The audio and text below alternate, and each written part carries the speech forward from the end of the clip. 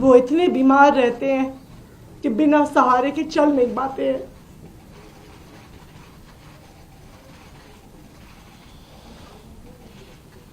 देखिए, election announce होने के बाद भी करीब 10 दिन तक वोटर एडिशन डिलीशन की प्रक्रिया चलती है। हमारी ये मांग है कि जो नई दिल्ली में एक बहुत बड़ा घोटाला सामने आया है, सबसे पहले उस पे इन्वेस्टिगेशन होना जरूरी है। एक बहुत बड़े स्केल पे फ्रॉड हो रहा है। हर व्यक्ति जो ऑब्जेक्टर्स की हियरिंग पे आया है, हर व्यक्ति कह रहा है, 100% लोग कह रहे हैं जी मैंने नहीं भरा। ये बिल्कुल वही है, ये घोस्ट ऑब्जेक्टर्स हैं। तो इनके नाम पे फॉर्म कौन भर रहा है, क्यों भर रहा है, किस आईपी एड्रेस से भरे गए, किस साइबर कैफे से, किस कंप्यूटर से भरे गए, इसकी जांच होना जरूरी है। दूसरी बात, जब तक ये जांच नहीं होती है, इन ऑब्जेक्टर्स की ऑब्जेक्शन के आधार पर इस पूरी प्रक्रिया पर रोक लगाई जाए।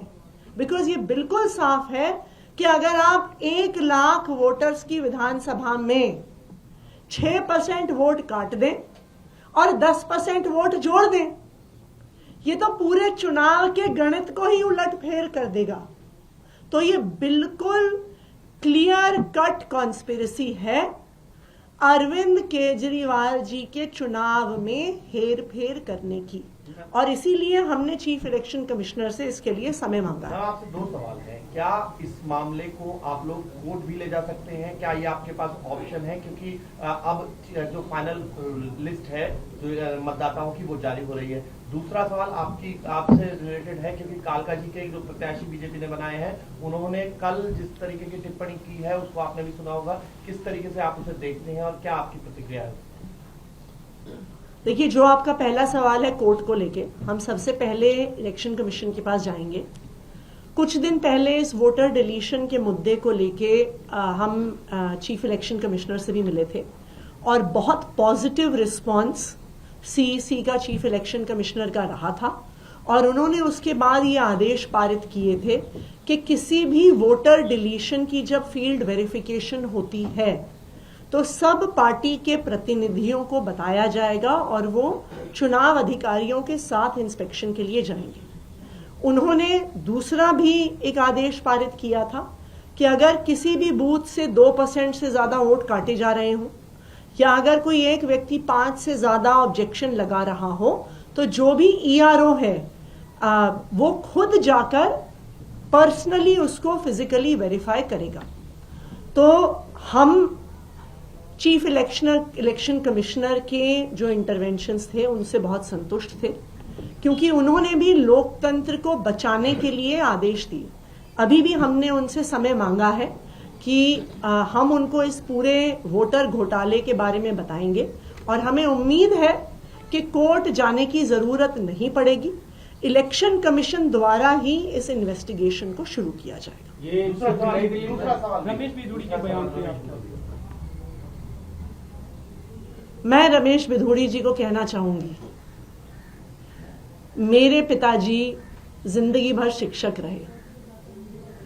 उन्होंने दिल्ली के हजारों गरीब लोअर मिडिल क्लास परिवार से आने वाले बच्चों को पढ़ाया।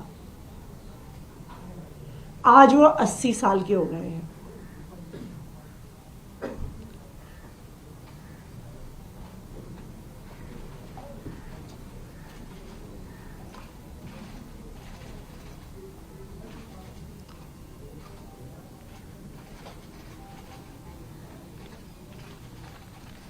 वो इतने बीमार रहते हैं कि बिना सहारे के चल नहीं पाते हैं।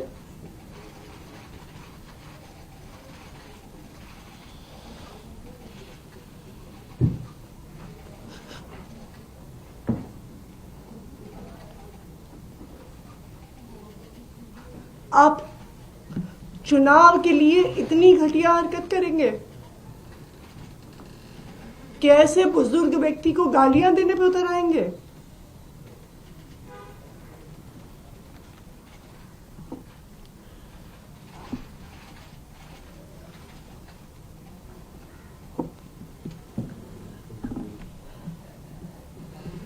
इस देश की राजनीति इतने घटिया स्तर पर गिर सकती है, मैं कभी सोच नहीं सकती थी। रमेश बिधूड़ी जी खुद दक्षिणी दिल्ली से 10 साल सांसद रहे। वो बताए ना कालका जी के लोगों को कि उन्होंने इस इलाके के लोगों के लिए क्या किया।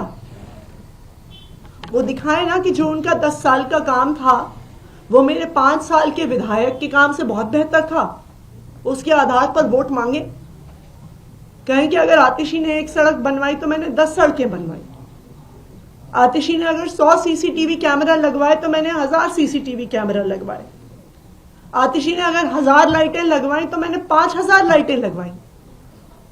अपने काम पर वोट मांगे। मेरे बुजुर्ग पिताजी को गालियां देके वोट मांग रहे हैं वो। ये बहुत दुख की बात है।